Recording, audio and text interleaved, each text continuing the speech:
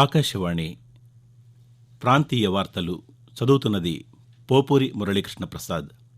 ముఖ్యాంశాలు. భారతదేశం నవశకం దిశగా అడుగులు వేస్తోందని ప్రధానమంత్రి నరేంద్ర మోదీ ఉద్ఘాటించారు. దేశంలో మహిళా పారిశ్రామికవేత్తల సామర్థ్యాన్ని విశ్వసించాలని కేంద్ర మహిళా శిశు అభివృద్ధి శాఖ మంత్రి స్మృతి ఇరానీ ఆర్థిక సంస్థలను కోరారు.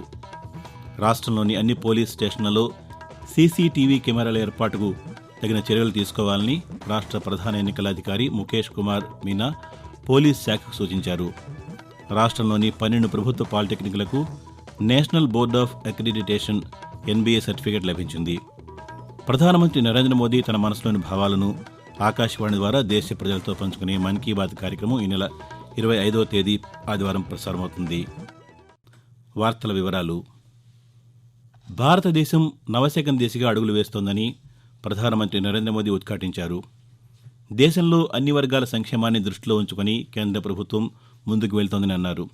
ఈరోజు ఉత్తరప్రదేశ్ రాష్ట్రంలో పర్యటిస్తున్న ప్రధానమంత్రి సంభల్ జిల్లాలో కల్కీధామ్ ఆలయానికి శంకుస్థాపన చేశారు. ఈ సందర్భంగా ఆయన మాట్లాడుతూ సబ్కా సాథ్ సబ్కా వికాస్ సబ్కా విశ్వాస్ సబ్కా ప్రయాస్ నినాదంతో కేంద్ర ప్రభుత్వం పాలన సాగిస్తోందని తెలిపారు. ప్రతి ఒక్కరి విశ్వాసం చూరగొని పాలన సాగించడమే కేంద్ర ప్రభుత్వ విధానమని నరేంద్ర మోదీ వివరించారు. దేశంలో మహిళా పారిశ్రామికవేత్తల సామర్థ్యాన్ని విశ్వసించాలని కేంద్ర మహిళా శిశు అభివృద్ధి శాఖ మంత్రి స్మృతి ఇరానీ ఆర్థిక సంస్థలను కోరారు. ముంబై నగరంలో నిన్న జరిగిన ఇండియా టెక్ వీక్ కార్యక్రమంలో ఆమె మాట్లాడుతూ వ్యాపార ప్రపంచంలో అడుగుపెట్టేందుకు సిద్ధంగా ఉన్న మహిళా పారిశ్రామికవేత్తలను గుర్తించాలని సూచించారు. మహిళలకు అందజేస్తున్న రుణాలు అత్యంత సురక్షితమైనవని పలు నివేదికలు పేర్కొంటున్నాయని, మహిళా పారిశ్రామికవేత్తలకు వ్యాపారం కోసం నిధుల సేకరణలో ఆర్థిక సంస్థల సహకారం అవసరమని స్మృతి ఇరానీ పేర్కొన్నారు. ప్రపంచ దేశాల మధ్య మైత్రీ సంబంధాలు మెరుగుపరుచుకుని సహాయ సహకారాలు ఇచ్చిపుచ్చుకునే ఉద్దేశంతో భారత నావికాదళం 2 ఏళ్లకోసారి నిర్వహిస్తున్న బహుళ దేశాల నావికాదళాల విన్యాస కార్యక్రమం మిలన్ 12వ ఎడిషన్ విశాఖపట్నంలో ఈరోజు ప్రారంభమైంది. 50 దేశాల నావికాదళాల బృందాలు పాల్గొంటున్న మిలన్ కార్యక్రమం కోసం పలు దేశాల నావికా బృందాలు ఇప్పటికే విశాఖ నగరం చేరుకున్నాయి. మిలన్ తొలిదశ కార్యక్రమంలో భాగంగా అన్ని దేశాల నౌకాదళాలు కలిసి ఆర్కే బీచ్ వద్ద భారీ పెరేడ్ నిర్వహించనున్నాయి. రెండవ దశలో వివిధ దేశాల బృందాలు సముద్రంలో, గగనతలంలో అద్భుత విన్యాసాలు నిర్వహిస్తాయి. సముద్రంలో చిక్కుకున్న వారిని హెలికాప్టర్ సహాయంతో కాపాడడం, శత్రు మోకలపై జెమినీ బోట్లతో దాడి చేయడం వంటి కార్యక్రమాలు ఈ ప్రదర్శనల్లో ఉంటాయి. కర్నూలు పట్టణంలోని Indian institute of information technology, design, manufacturing కళాశాలలను ప్రధానమంత్రి నరేంద్ర మోదీ రేపు వర్చువల్ విధానంలో జాతికి అంకితం చేయనున్నారు. ఈ విద్యా సంస్థ అభివృద్ధి కోసం కేంద్ర ప్రభుత్వం ఇప్పటికే 296 కోట్ల రూపాయల మొత్తాన్ని వ్యయించేయగా తాజాగా మరో 50 కోట్ల రూపాయలను విడుదల చేసింది. ఈ కార్యక్రమంలో భాగంగా పలువురు విద్యార్థులతో ప్రధానమంత్రి ముచ్చటించనున్నారు. రాష్ట్రంలోని అన్ని పోలీస్ స్టేషన్లలో సీసీటీవీ కెమెరాల ఏర్పాటుకు తగిన చర్యలు తీసుకోవాలని రాష్ట్ర ప్రధాన ఎన్నికల అధికారి ముఖేష్ కుమార్ మీనా ఆంధ్రప్రదేశ్ డీజీపీ కేవీ రాజేంద్రనాథ్ రెడ్డికి సూచించారు. దేశవ్యాప్తంగా అన్ని పోలీస్ స్టేషన్లలో సీసీటీవీ కెమెరాలు ఏర్పాటు చేయాలని 2020 డిసెంబర్ 2న సుప్రీంకోర్టు ఇచ్చిన తీర్పు అమలయ్యేలా చూడాలని పేర్కొంటూ సీఈసీకి ఆంధ్రప్రదేశ్ టుమారో అధ్యక్షులు నలమోతు చక్రవర్తి గత ఏడాది డిసెంబర్లో లేఖ రాశారు. ఆ ఫిర్యాదును ప్రస్తావిస్తూ ముఖేష్ కుమార్ మీనా ఈ మేరకు సూచన చేశారు. రాష్ట్రంలోని 12 ప్రభుత్వ పాలిటెక్నిక్లకు national board of accreditation NBA certificate లభించింది. అనంతపురం, శ్రీశైలం, తిరుపతి, పిల్లరిపట్టు, శ్రీకాకుళం, రాజమహేంద్రవరం, జమ్మలమడుగు, కదిరి, నందిగామ, మదనపల్లె, పలమనేరు, కడప మహిళా పాలిటెక్నిక్లకు ఈ సర్టిఫికేషన్ దక్కింది. ఎన్బీఏ ప్రమాణాలకు అనుగుణంగా ఈ పాలిటెక్నిక్లను అత్యుత్తమంగా తీర్చిదిద్దుతామని రాష్ట్ర సాంకేతిక విద్యాశాఖ తెలిపింది. ఆకాశవాణి ప్రాంతీయ వార్తలు వింటున్నారు. ప్రధానమంత్రి నరేంద్ర మోదీ తన మనసులోని భావాలను ఆకాశవాణి ద్వారా దేశ ప్రజలతో పంచుకునే మన్ కీ బాత్ మనసులోని మాట కార్యక్రమం 110వ సంచిక ఈ నెల 25వ తేదీ ఆదివారం ప్రసారమవుతుంది. మన్ కీ బాత్ కార్యక్రమానికి ప్రజలు తమ సూచనలు, సలహాలు అందించాలని ప్రధానమంత్రి కోరారు. ప్రజలు తమ స్వర సందేశాలను 1-800-11-7-800 నంబరుకు ఈ నెల 23వ తేదీ సాయంకాలం వరకు పంపవచ్చు. ఆంధ్రప్రదేశ్ రాష్ట్ర సాంకేతిక విద్యా మండలి 2024-25 విద్యా సంవత్సరానికి పాలిటెక్నిక్ కోర్సులో ప్రవేశానికి దరఖాస్తులు ఆహ్వానిస్తూ తాజాగా నోటిఫికేషన్ జారీ చేసింది. 10వ తరగతి పాస్ అయిన వారు లేదా 2024లో పరీక్షలు రాసిన వారు అర్హులు. ఈ నెల 20 నుంచి ఏప్రిల్ 5వ తేదీ వరకు ఆన్లైన్లో దరఖాస్తు చేసుకోవచ్చు. పాలిసెట్ 2024 ఎంట్రన్స్ పరీక్షను ఏప్రిల్ 27 నిర్వహిస్తారు. పూర్తి వివరాల కోసం polyset.ap.nic.in వెబ్సైట్ చూడవచ్చు.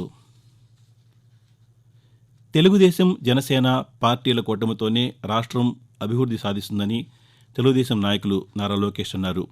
తెలుగుదేశం పార్టీ ఆధ్వర్యంలో విశాఖపట్నంలో ఈరోజు జరిగిన శంఖారావం సభలో ఆయన మాట్లాడుతూ వ్యవసాయ ప్రధానమైన రాష్ట్రంలో రైతులకు కనీసం రోజుకు 4 గంటల పాటు కరెంటు ఇచ్చే పరిస్థితి లేదని, సమస్యలను ఎదుర్కొనలేక రైతులు ఆత్మహత్యలకు పాల్పడుతూ ఉండడం ఎంతైనా విచారకరమని ఆందోళన వ్యక్తం చేశారు.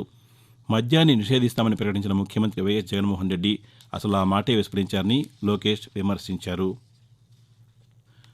భారత జాతి సగర్వంగా చెప్పుకునే ధీరుడు, వీరత్వానికి ప్రతీకగా నిలిచిన యోధుడు ఛత్రపతి శివాజీ అని శ్రీకాకుళం గాంధీ మందిరం కమిటీ ప్రతినిధులు అన్నారు. శ్రీకాకుళం నగరం శాంతినగర్ కాలనీలోని గాంధీ మందిరంలో ఛత్రపతి శివాజీ 397వ జయంతి వేడుకలను ఘనంగా నిర్వహించారు. శివాజీ మహారాజ్ విగ్రహానికి పూలమాల వేసి నివాళులర్పించారు. ఈ సందర్భంగా గాంధీ మందిర కమిటీ సభ్యులు వి జగన్నాథనాయుడు మాట్లాడుతూ ఛత్రపతి శివాజీ పేరు భారతదేశ చరిత్రలో సువర్ణాక్షరాలతో లిఖించబడిన గొప్ప పేరు అని అన్నారు. మొఘలుల దాడుల నుంచి హిందూ మతాన్ని రక్షించిన ఘనత ఆ మరాఠా యోధుడికే దక్కుతుందని అన్నారు. యుద్ధంలో గెలుపు తప్ప ఓటమి ఎరిగిన యోధుడు శివాజీ అని కొనియాడారు.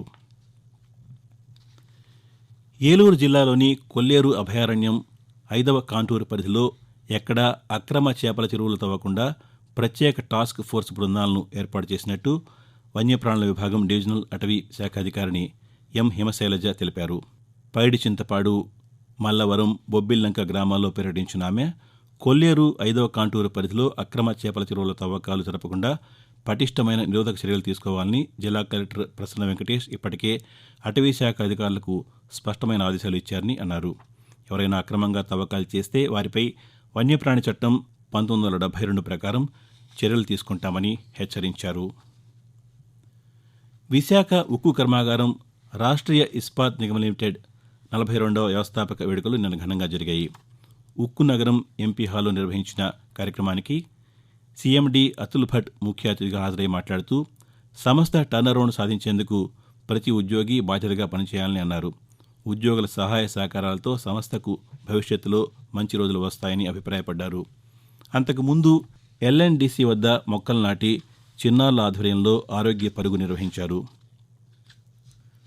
తిరుపతి 894 జన్మదినాన్ని ఈ నెల 24వ తేదీ ఘనంగా నిర్వహిస్తున్నట్టు తిరుమల తిరుపతి దేవస్థానం పాలక మండలి చైర్మన్ భువన కరుణాకర్ రెడ్డి తెలిపారు.